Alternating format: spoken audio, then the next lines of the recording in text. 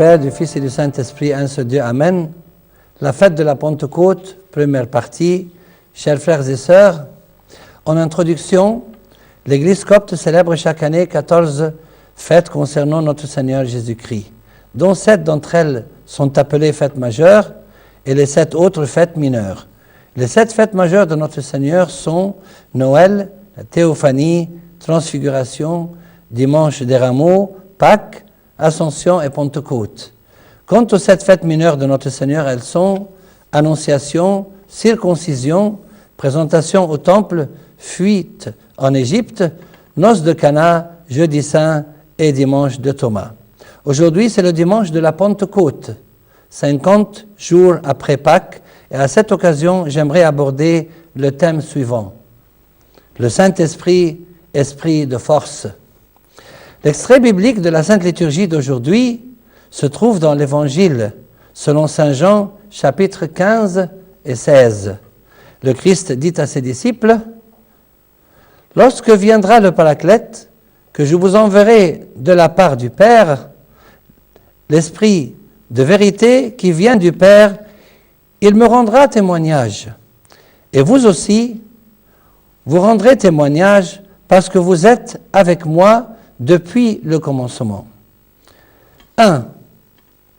Avant son ascension au ciel, le Christ dit à ses disciples, « J'enverrai sur vous ce que mon Père a promis, mais vous restez dans la ville jusqu'à ce que vous soyez revêtus de la force d'en haut. » Quelle était donc cette force? Il leur a dit, « Vous recevrez une force, celle de l'Esprit Saint qui descendra sur vous et vous serez mes témoins. » Le jour de la Pentecôte, les disciples de Jésus ont reçu cette force par laquelle le royaume de Dieu s'est répandu sur terre.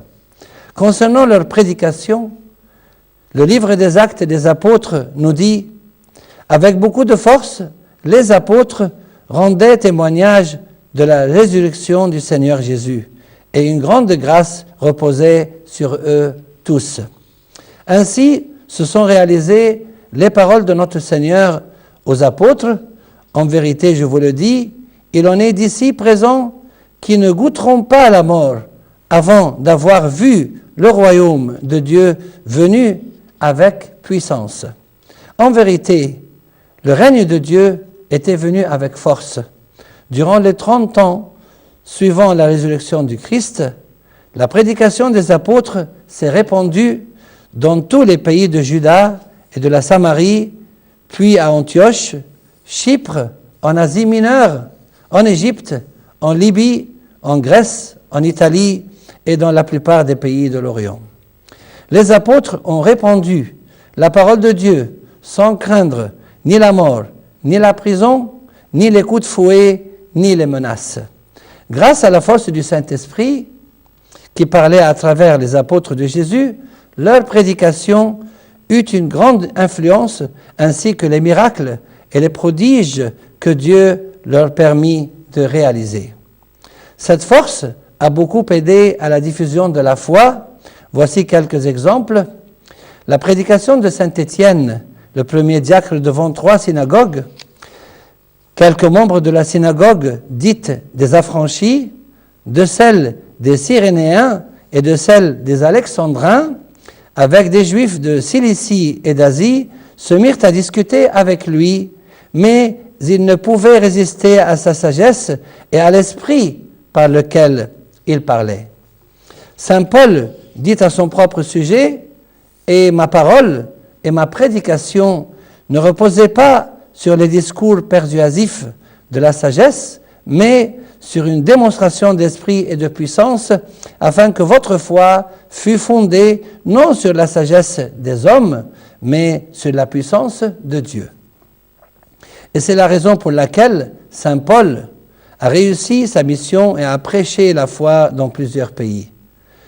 Quant au reste des apôtres, ils furent tous remplis du Saint-Esprit et se mirent à parler en d'autres langues selon que l'Esprit leur donnait de s'exprimer. En conséquence, la parole de Dieu se répandait de plus en plus, le nombre des disciples augmentait beaucoup à Jérusalem.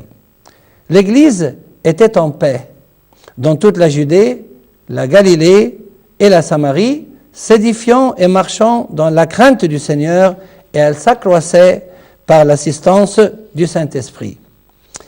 Bien avant les apôtres, la prédication de Saint Jean-Baptiste avait la même puissance. En parlant de lui, l'ange du Seigneur dit à Zacharie, « Il marchera devant Dieu avec l'esprit et la puissance d'Élie. » Parce qu'il était rempli de l'Esprit Saint dès le sein de sa mère. Il a réussi sa mission grâce à l'œuvre du Saint-Esprit qui était en lui, de sorte qu'il a pu en peu de temps ramener plusieurs des fils d'Israël au Seigneur leur Dieu, les cœurs des pères vers les enfants et les rebelles à la sagesse des justes, afin de préparer au Seigneur un peuple bien disposé. C'est pour cette raison que le fait d'être rempli du Saint-Esprit est devenu une condition essentielle pour tous les serviteurs de l'Église à l'époque des apôtres. À titre d'exemple, pour choisir les 7 diacres, nos pères les apôtres dirent à l'assemblée, « Frères, choisissez parmi vous 7 hommes de qui l'on rende un bon témoignage, qui soient remplis de l'Esprit Saint et de sagesse, et que nous chargerons de cet office. » Saint Étienne l'archidiacre faisait partie des 7 diacres qui ont été choisis. Étienne, rempli de grâce et de puissance, faisait des prodiges et de grands miracles parmi le peuple. La mission de Barnabé à Antioche, c'était un homme de bien, rempli de l'Esprit Saint et de foi, et une foule considérable se joignit ainsi au Seigneur.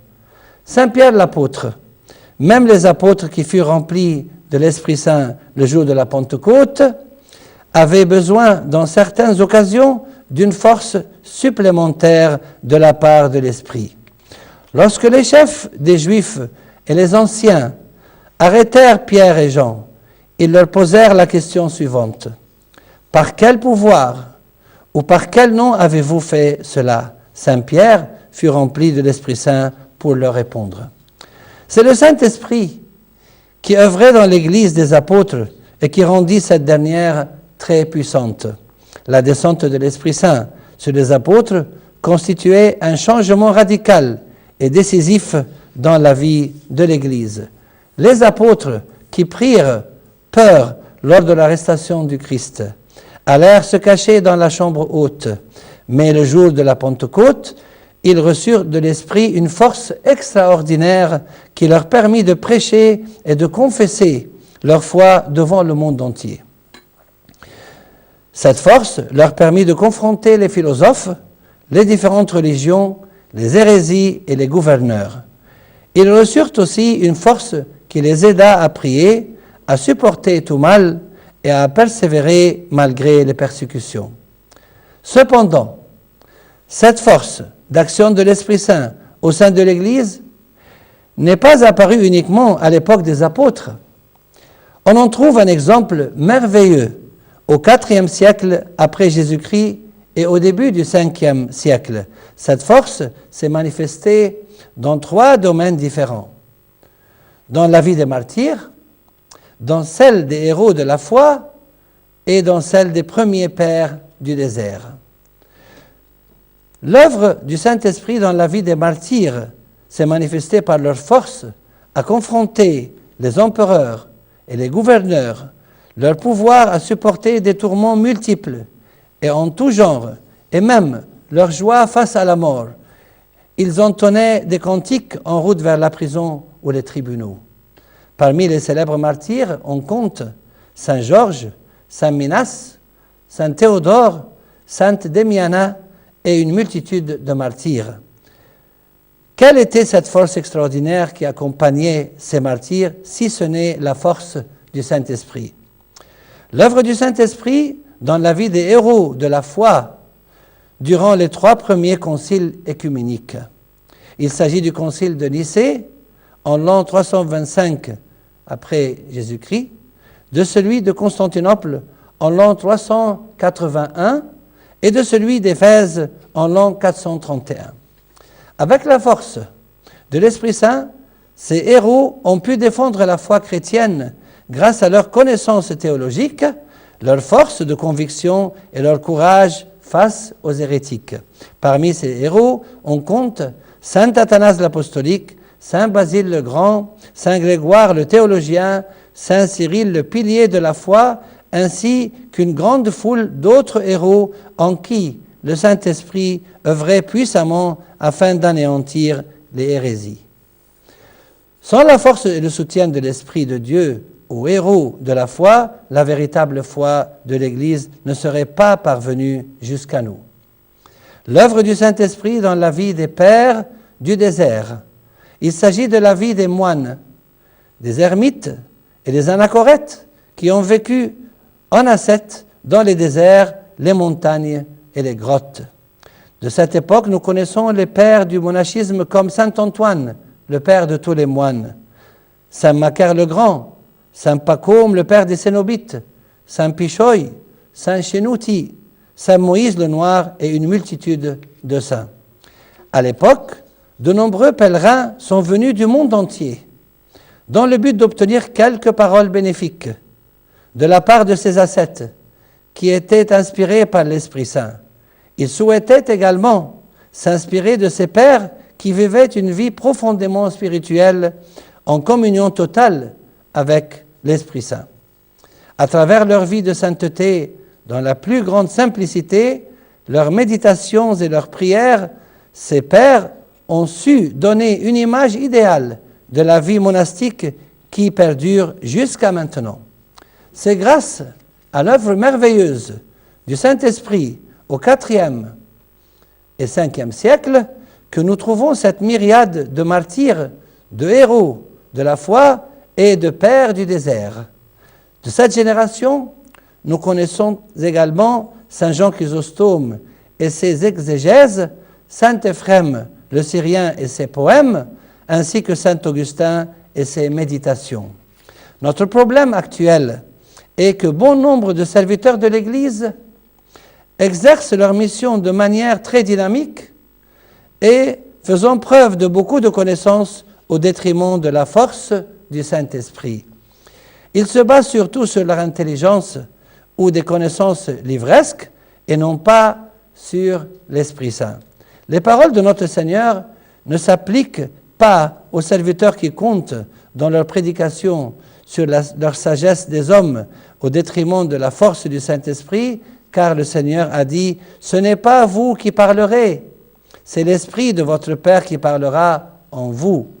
Lorsque l'Esprit parle en vous, sa force se manifeste dans vos paroles. » Suite au sermon de Saint Pierre, ceux qui acceptèrent sa parole furent baptisés, et en ce jour-là, le nombre des disciples s'augmenta d'environ 3000 âmes.